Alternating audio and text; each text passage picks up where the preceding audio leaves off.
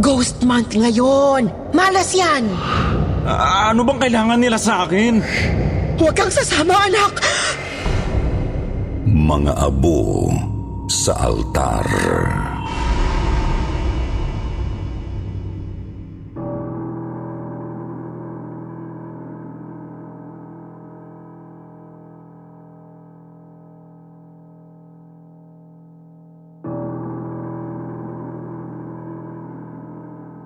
Pamilyar po ba kayo sa tinatawag na The Hungry Ghost Month? Ito po ay isang Taoist at Buddhist festival na karaniwan pong ginaganap sa mga lugar sa East Asia. Na base po sa lunar calendar ay nangyayari daw tuwing ikapitong buwan ng taon o mula early to mid-August hanggang early to mid-September. Sabi pa sa tradisyon, during this period daw po ay bumubukas ang tinatawag na Gate of Hell at ang mga masasamang espiritu ay nagkakaroon daw po ng kalayaang magpagala-gala dito sa mundo.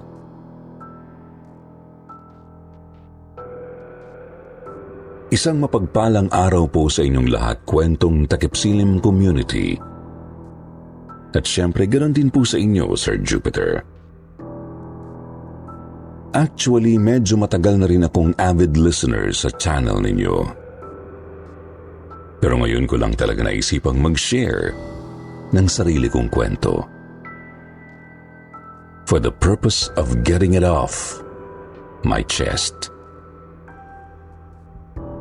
Wala naman kasi akong ibang mapagsabihan tungkol dito. Itago niyo na lang po ako sa pangalang Patrick. Isang 29 years old small business owner dito po sa Binangonan, Rizal. Ang kwentong gusto ko po sanang ibahagi sa inyo ngayon ay nangyari almost 6 years ago na ang nakakalipas. August of year 2017, after my lolo died from a heart disease.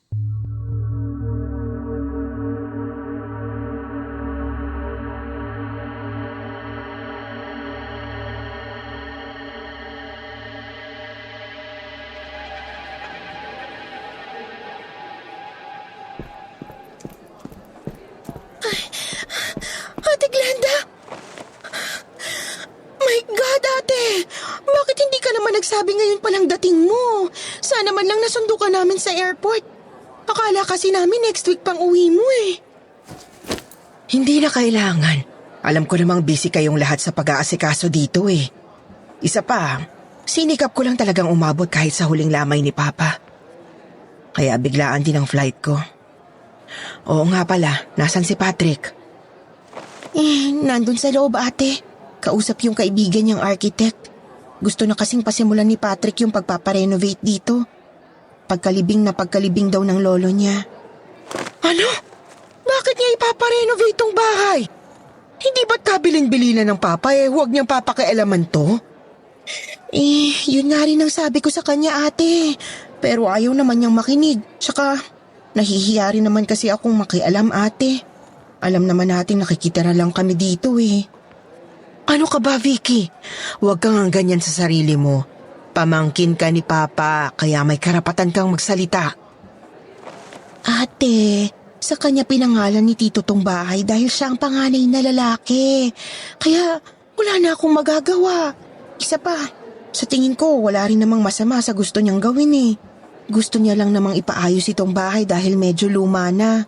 Alam mo naman, madalas na rin kasi tayong bahain kapag may bagyo. Ang balak kasi ni Patrick, pataasan ang pundasyon nito. May dahilan kung bakit ayaw ipagalaw ni Papa itong bahay. Isa pa, ghost month ngayon. Malas yung binabalak niya. Ate, hayaan mo na lang si Patrick. Ayoko lang na mag-away ulit kayo ng anak mo. Masyado nang malayo ang loob niyo sa isa't isa, kaya sana palampasin mo na lang to. Pasensya ka na, Vicky. Pero hindi ko pwedeng hayaan lang yang si Patrick. Hindi pwede to. Mali ang balak niya. O bakit ma? Kailan ba ako may ginawang tama sa paningin mo? Patrick, nag-uusap lang kami ng mama mo. Kakauwi lang niya. Huwag naman kayo mag-away, pwede ba yun? Exactly, Tita Vicky. Kauuwi lang niya tapos ako na agad na nakita.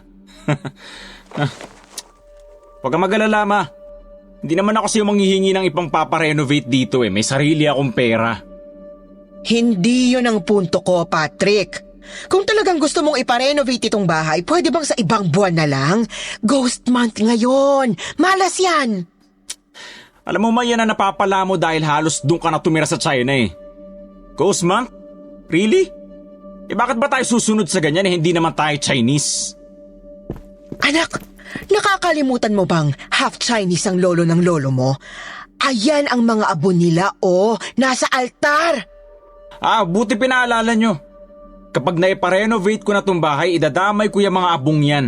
At wala makakapigil sa akin gawin yun, kahit kayo. Bahala ka sa buhay mo, ma. Magsama kayo ni lolo.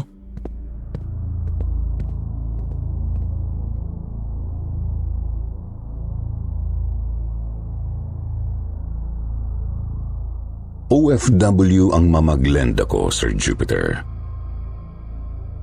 Bata pa lang ako nang magsimula siyang mag-abroad para doon magturo. Isa kasi siyang teacher. Dahil doon kahit kailan ay hindi naging malapit ang loob ko sa kanya. Lalo na't masyado siyang istrikta. She's a perfectionist. Katulad ng lolo ko na halos wala na yatang ibang nakita kundi ang mga kamaliang nagagawa ko noon. Buong buhay ko ay kasama ko sa iisang bahay si lolo. Pero dahil napakasungit niya at masyadong seryoso sa buhay, ay lumaki akong galit sa kanila ni mama. Si Tita Vicky, na pamangkin ni lolo at ang pinsan ko sa kanya ang tanging naging kakampi ko. Kahit kasi siya, Sir Jupiter, ay hindi nakaligtas sa kasamaan ng ugali ng lolo ko. Tumanda na lang si Tita Vicky na takot kay lolo. At ganun din kaming magpipinsan noon. Kaya nga nung nawala siya at nalaman kong sa akin niya ipinangalan ang ancestral house na tinitirhan namin, ay nagdesisyon agad akong iparenovate ito sa kabila ng mahigpit na bilin ni lolo noon, na kapag nawala raw siya ay huwag na huwag daw naming gagalawin ang kahit ano rito. Ilang generations na raw kasi ng pamilya namin ang nanirahan sa bahay na yun, kaya ganun na lang ito kahalaga sa kanila. Pero sa isip-isip ko naman noon, ano pa bang magagawa ni lolo ngayong wala na siya? Kahit kako anong gawin ko, wala na silang magagawa pa. Pero hindi ko akalaing doon pala ako nagkamali.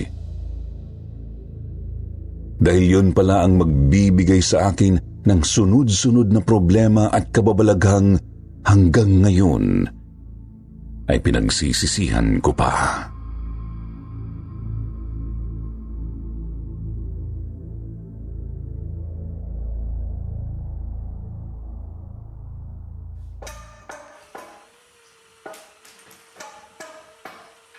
Manong, magmerienda na daw muna kayo, sabi ni Sir Patrick. Eto, nagtimpla ako ng maiinom nyo. Sige hote. Salamat. Ipapako ko na lang tong huli at bababa na ako dyan. O sige ho, iiwan ko na lang din itong merienda.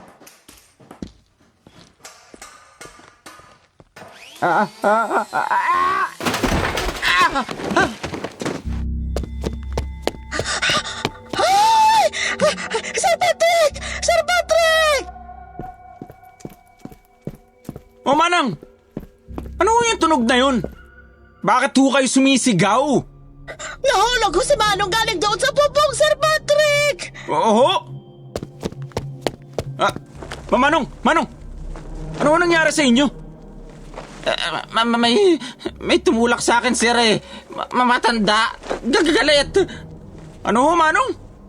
Hindi ko kayo maintindihan. Anong matanda yung sinasabi nyo? Manong! Manong!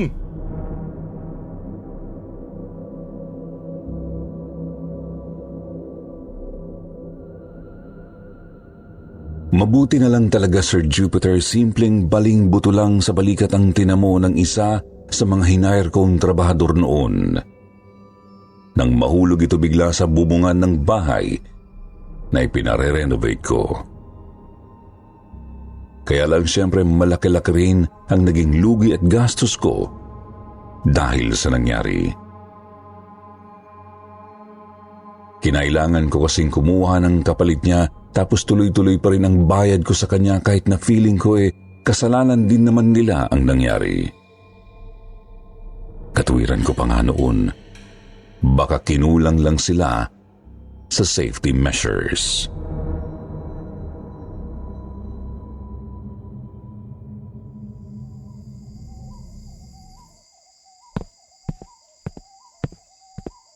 Hindi ka pa rin ba makikinig sa akin, Patrick? Kita mo ba yung nangyari sa trabahador mo? Na aksidente!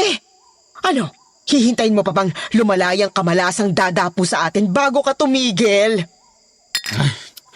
Pwede ba, ma? Hindi ka nakakatulong eh. Puro ka malas. Alam mo, ikaw ang malas. Bumalik ka na nga sa China. Total, halos doon ka naman tumira. Patrick! Nanay mo pa rin ako! Wala ka na ba talagang galang sa akin? Ano yun? Manang! Ano ho nangyari? Hala, Sir Patrick, sorry ho. Inabasag ko ho itong abo sa altar nagwawalis ho kasi ako tapos bigla akong nadali. Ganun ba, Manang? Sige, hayaan nyo na. Walisin nyo na lang ho yan. Tapos itapon nyo na yung basag na urn. Sus, Mariosep! Anong nangyari dyan? Anong ginawa mo dyan sa urn, Zenny? Ma'am, pasensya na ho. Hindi ko naman ho sinasadya. Anong hindi sinasadya? Alam mo ba kung ano yan? Abo yan ang ninuno namin. Mamalasin tayo niyan! Mama, ano ba? Hindi ka ba talaga titigil? Hindi naman sinasadya ni Manang Zenny At saka ipapatapon ko rin naman yung mga abo na yan. Kung gusto mong pulutin, ikaw nang gumawa. Parang Zenny, ako nagpapasahod sa inyo kaya sa akin kayo sumunod. Itapon nyo na yung basag na urn. Patrick, ano ba? Ganyan mo na ba talaga ako tatratuhin? Bumalik ka rito, Patrick! Hala, ano kayang gagawin ko? Baka multuhin ako nito. Ilagay ko na lang dito sa ilalim ng carpet. Bahala ka na dyan.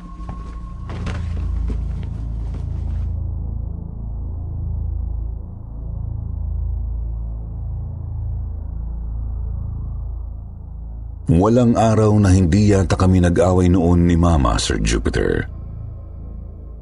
Simula nang umuwi siya galing abroad ay wala akong ginawa kundi ang itaboy siya at tratuhin siya ng hindi maganda para lang iparamdam sa kanya kung gaano ako kagalit na hindi man lang niya ako inalagaan.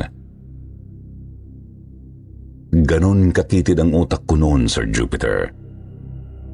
At hanggang ngayon ay pinagsisisihan ko yun, lalo na sa tuwing naaalala ko ang mga nangyari noon.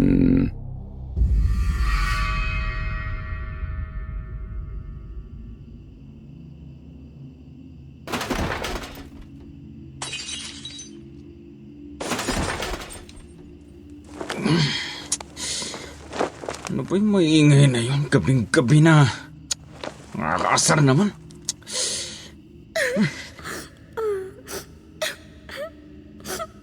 Utsa naman sino ba kasi yun?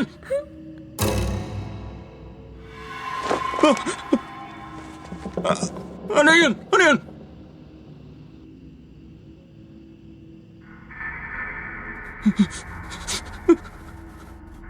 Lolo? Malas! Tigilan niyo ako! Tumigil kayo! Tigil! Wala ka talagang ginawang tama. Bigla na lang akong napahawak noon sa tenga ko, Sir Jupiter. Paulit-ulit ko naririnig yung mga bulong na parang sinasabi sa mismong tenga ko. Para bang ang lapit-lapit lang nang nagsasalita sa akin.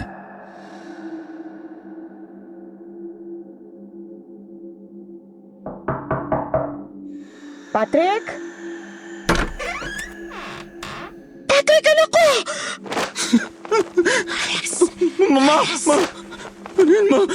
Ano yung mga naririnig ko? Nandito na si Mama, anak. Hindi ka nila magagalaw hanggat nandito ako.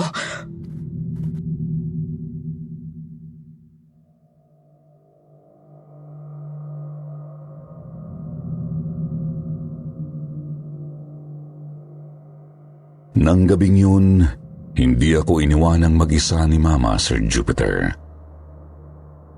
Sinamahan niya ako sa kwarto ko at hinagod ang buhok ko hanggang sa makatulog na ako. Ganoong-ganoon ang ginagawa niya sa akin nung bata pa ako bago pa siya umalis para mag-abroad.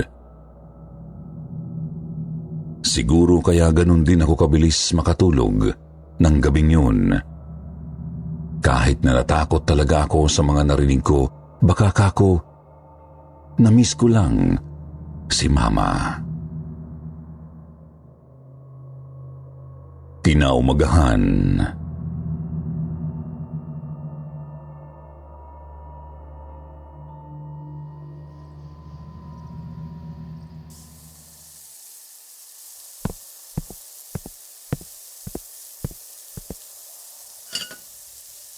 Oh, Patrick, anak, kain na.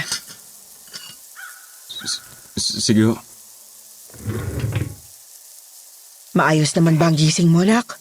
Madaling araw na ako lumabas ng kwarto mo kasi nakatulog din ako habang nakaunan ka sa akin. Ayaw ko kasing gisingin ka eh. Ang sarap kasi ng tulog mo. Ganun ho ba?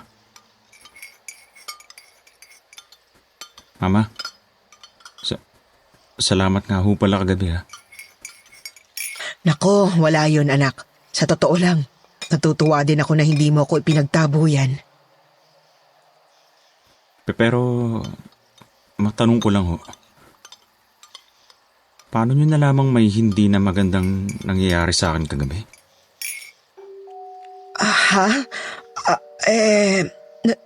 Narinig kong sumigaw ka, anak. Oo, tama. Narinig kitang sumigaw. Naka-soundproof po yung kwarto ko, ma. Paano nyong narinig yung sigaw ko? Saka isa pa, ang layo ho ng agwat ng kwarto nyo sa kwarto ko, di ba? Ewan ko. Huwag mo lang agaanong isipin yun, nak. Mother's instinct lang siguro. Sige na, kumain ka na. Lalimig yung tinimpla kong kape mo. Nilagyan ko pa man din yan ng maraming gatas tulad ng gusto mo. Okay po. Salamat.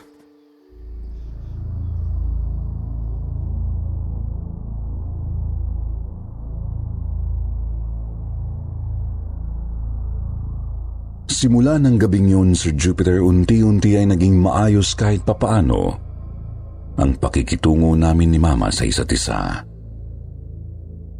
Medyo umiiwas kaming pareho na magtalo sa maliliit lang na bagay at napapansin kong mas naging doble ang pag-aasikaso sa akin ng nanay ko.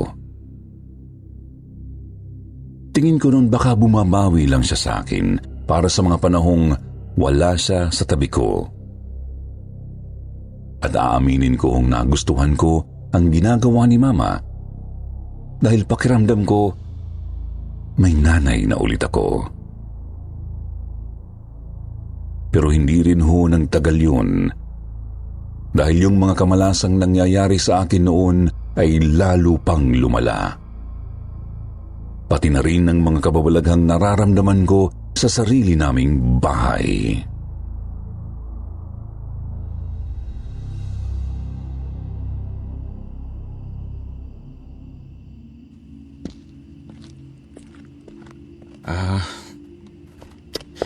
Sige ba, Manang Zenny?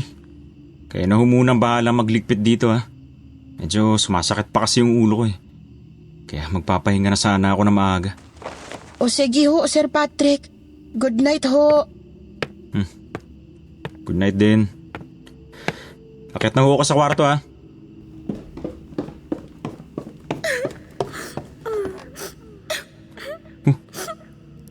Si Tita Vicky umiiyak. Bakit naman kaya?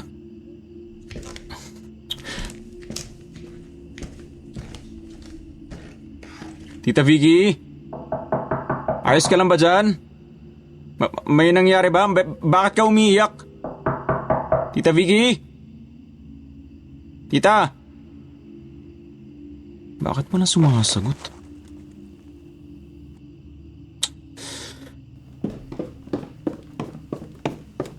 Manang?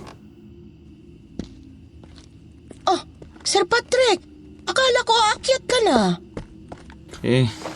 Manang, pwede bang pakuha ng spare key ng kwarto ni Tita Vicky?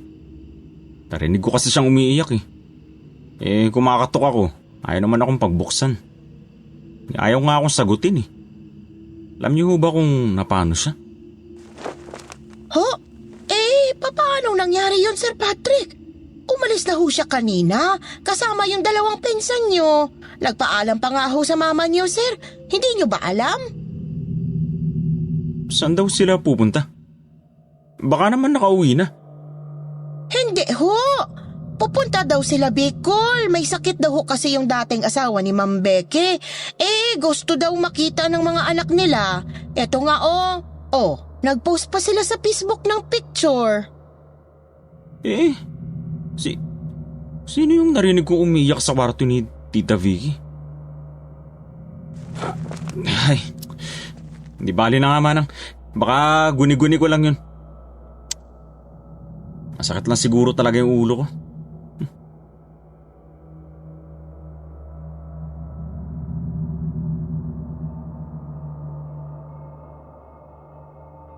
Nagtataka man, pinili kong paniwalain ang sarili kong guni-guni ko lang ang lahat ng nararamdaman at naririnig kong kakaiba noon sa bahay namin, Sir Jupiter. Pero hindi ko inaasahang sa muling pag-akyat ko sa hagdan para sana magpahinga na sa kwarto ko. Bigla na lang akong natigilan. Nasa unang baitang pa lang ako ng hagdanan namin nang makakita ako ng 3 figura ng tao sa itaas. Isang babae, isang matanda, at isang batang may mahaba at kulot na buhok. Lahat sila ay nakatingin sa akin. Halatang hindi sila galing sa kasalukuyang panahon.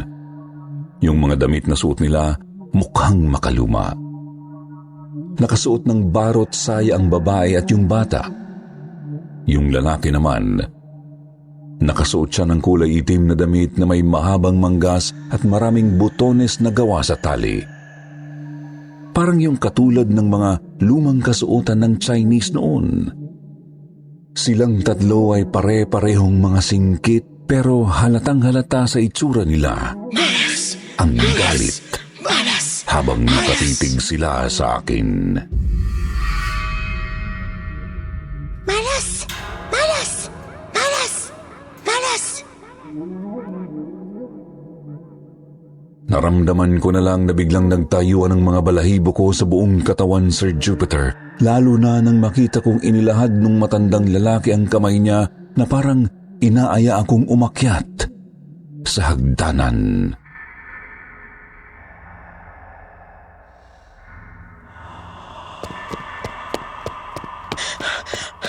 Huwag kang sasama, anak!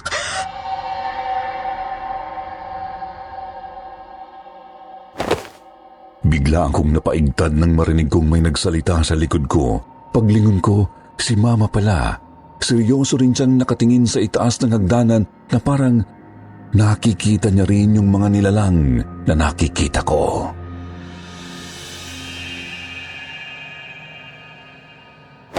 Huwag siya! Nakikiusap ako sa inyo, huwag ang anak ko! Mama, sino ba sila? Ano bang kailangan nila sa akin? Hindi ba't sinabi ko naman sa'yo, anak? Huwag mong gagalawin ang bahay na to gaya ng bilin sa'yo ng lolo mo. Dahil dito na nananahan ng mga kaluluwa ng mga ninuno nating hindi magawang umakyat sa langit dahil kabilang sila sa impyerno. Kaya ganun na lang ang galit ko nang mabasag ni Zenia ang urn na kinalalagyan ng abo ng impong anak ng lolo mo. Dahil bago siya namatay, nag-iwan siya ng bili na wag daw ipapagalaw ang bahay na to.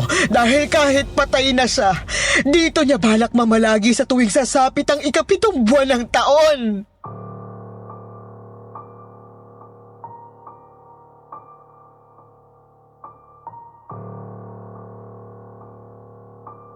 Sinabi sa akin ni Mama na ang impong daw ay kilala noon bilang isang negosyanteng malupit sa mga trabahador niya. Marami daw itong ipinapatay at ikinulong na tao sa mismong bahay naming yun noong araw. Dahil sa sobrang pagmamahal nito sa pera at kayamanan ng pamilya nila. Hanggang sa mamatay daw ito, ang gusto raw ng impong ay panatilihin lang ang pera sa pamilya sa loob lamang ng pamilya namin. Kaya walang tumatagal na hindi namin kadugo sa bahay na yun. Dahil po doon ay hindi ko nagawang ituloy ang pagpaparenovate ko ng bahay, Sir Jupiter. Pinayuhan din ako ni Mama na umalis na lang doon at lumipat ng ibang matitirhan. Dahil kahit pala siya ay ginagambala ng kaluluwa ng mga ninuno namin. Binibigyan daw nila siya ng babala na dahil sa paglapastangang ginawa ko sa bahay, ay kukunin nila ako at isasama sa bagong mundo nila. Nang makaalis ako sa bahay ay naging ayos naman ang lahat.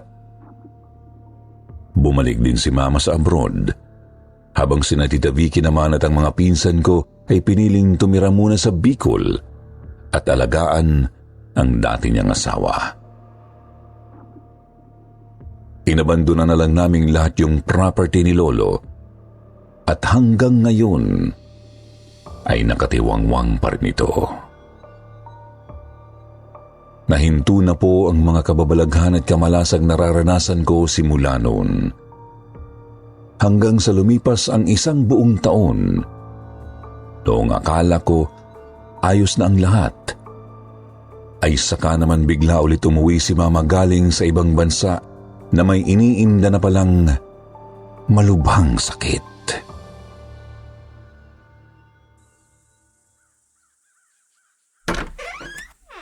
Patrick, ikaw nga ba yan, Nak? Mama.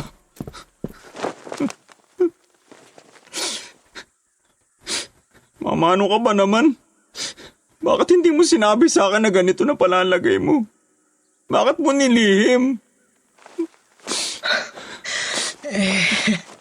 Kahit naman sabihin ko sa'yo, anak, wala ka na rin namang magagawa. Isa pa, masaya na ako dahil alam kong hindi ka galit sa akin. Pwede na akong magpahinga ng matiwasay. Mama, huwag naman kayo magsalita ng ganyan. Gagaling ka pa. Ipagagamot kita, ha? Kumikita na ng mas malaki yung mga negosyo ko, kaya kita ipagamot, ma. Anak, wag na. Hindi na talaga tatagal ang mama. Hayaan mo na ako magpahinga. Pwede ba yon? Ang mahalaga, hindi ikaw ang nasa posisyon ko. Ang mahalaga, hindi ka napahamak. Mas hindi ko kayang patawarin ang sarili ko kung sakaling ikaw ang kinuha nila. Ano ibig yung sabihin, ma? Anak, sasabihin ko sa iyo ito, hindi para sisihin mo ang sarili mo, ha? Kundi para matuto ka sa mga naging pagkakamali mo. Lahat ng utos, bilin o patakarang susuwayin mo ay may kaakibat na parusa. Hindi ka basta pwedeng makatakas na lang ng walang kapalit. Kaya sana, mag-iingat ka na. Lalo na ngayong mawawala na ako sa tabi mo. Hindi ko na masasalo pa ulit ang kasalanan mo, anak. Iisa lang ang buhay ko.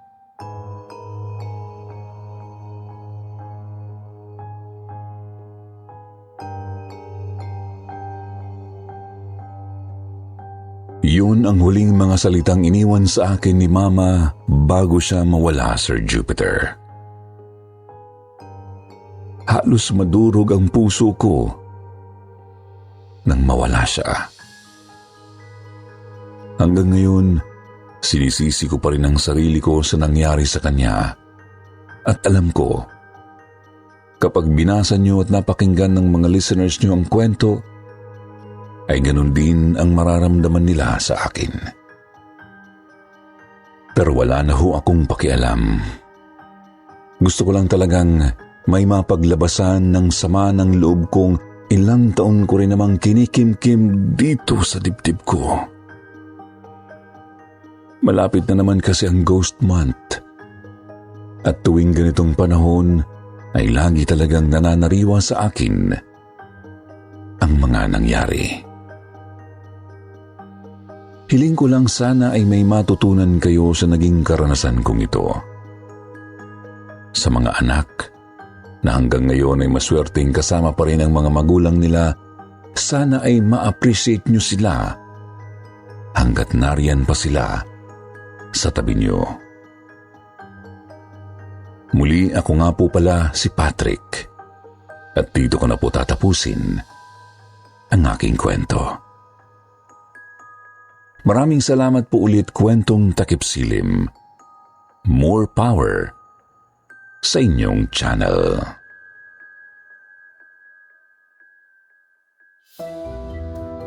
At ngayon naman, sa mga naghihintay sa kanilang favorite shoutout portion, eto na po. Shoutout kay Jen Cruz, Zizi Zoo, Lani Gagarin, Camille Montorio, Angelica Gacosta, Chris Zales, Colette Chanel, Felio Periano, Eddie John Villarova at Ann Fuentes. Magbasa naman tayo ng ilan sa pinakamagandang comment mula kay Josephine Daroca at Ranger Shakib. Sabi po ni Josephine, hello mga kakwentong takip silim. Silent listener po ako since last year.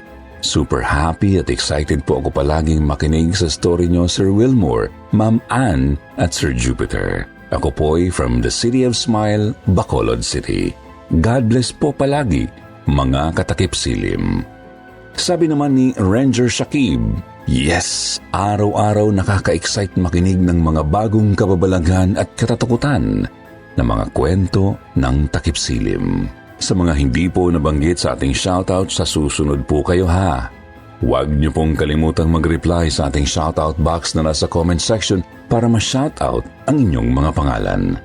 Muli po mula sa bumubuo ng kwentong takip silim, ito po ang inyong lingkod, Jupiter. Nagpapasalamat.